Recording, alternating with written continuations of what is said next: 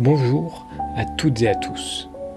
Aujourd'hui, on va passer en revue des mèmes qui concernent le français et je vais essayer de vous expliquer ce qui se cache derrière. Si vous aimez ce concept, n'hésitez pas à vous abonner, à laisser un like et un commentaire. C'est le tout début de cette chaîne et chaque soutien est d'une grande aide. On commence tout de suite avec le premier. Alors, c'est un classique, mais oui, en français, les objets ont aussi un genre. C'est quelque chose de commun aux langues latines, comme l'espagnol par exemple, et qui pose des difficultés aux apprenants. Mais pour quelle raison le mot table est-il féminin ? Eh bien, je n'en sais rien du tout. Tout ce que je sais, c'est que un table, ça ne sonne pas naturel. Quand quelqu'un parle français et fait ce genre d'erreur, on comprend rapidement que ce n'est pas sa langue maternelle. Mais comment éviter cette difficulté ? Eh bien, pour cela, je vous conseille d'apprendre tous vos mots de vocabulaire avec l'article qui va de pair. Au lieu de juste apprendre le mot table, apprenez plutôt l'ensemble une table ou la table. L'idéal est aussi d'apprendre le vocabulaire dans un contexte, dans des phrases complètes, en faisant par exemple du sentence mining. Et on passe maintenant au deuxième mème. Alors là encore, c'est un mème assez connu qui concerne la façon de compter en français.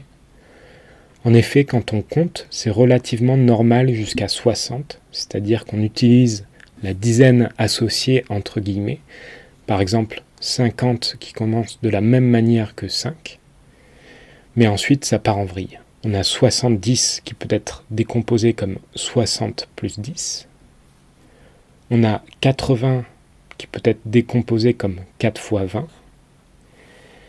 et le meilleur pour la fin c'est 90, soit 4 fois 20 plus 10. En tant que français, ça ne sonne pas bizarre puisqu'on compte comme ça depuis tout petit. Mais en prenant du recul, c'est vrai que c'est bizarre. C'est apparemment hérité de la manière de compter des Gaulois.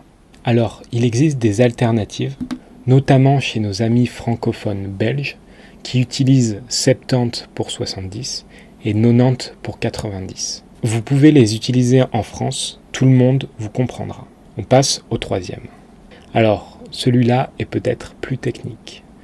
Souvent, quand on est à l'étranger et qu'on dit qu'on est français, les gens qui veulent dire 2-3 mots en français commencent par « comme ci, comme ça ». Mais ce n'est pas quelque chose de vraiment utilisé en France. Alors bien sûr, vous pouvez l'entendre et si vous l'utilisez, tout le monde comprendra. Mais par exemple, si on vous demande comment ça va et que vous voulez répondre « comme ci, comme ça », je vous conseille d'utiliser « ça va moyen » ou juste bof. Et pour finir, on passe au quatrième. Là aussi, un classique avec vers, vers et vers. Alors, vers avec un S, c'est pour une direction. Je vais vers là-bas, par exemple. Vers avec un T, c'est la couleur verte au masculin. Un arbre vert, par exemple. Et enfin, vers avec deux R, E, c'est le matériau ou également l'objet avec lequel on boit. Un verre en verre, par exemple. Je pense que c'est quelque chose qui existe dans toutes les langues. Donc l'idée ici, c'est plutôt d'essayer de comprendre comment éviter que cela pose trop de difficultés dans votre apprentissage. Au niveau de la compréhension, la réponse est assez simple. Le contexte. Il est important d'apprendre le vocabulaire avec un contexte. Dans une phrase, par exemple, si je vous dis « je verse de l'eau dans mon verre », rien qu'en écoutant la phrase, sans même voir l'orthographe, vous savez de quel mot il s'agit.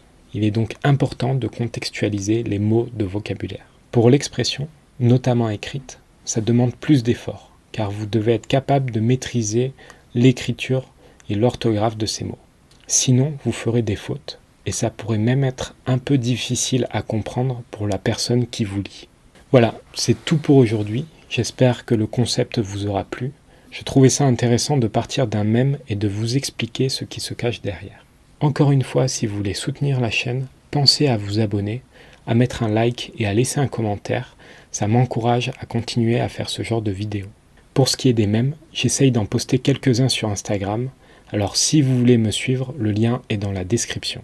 Pour ce qui est des vidéos, j'en sors à peu près une par semaine et je vous dis donc à la semaine prochaine.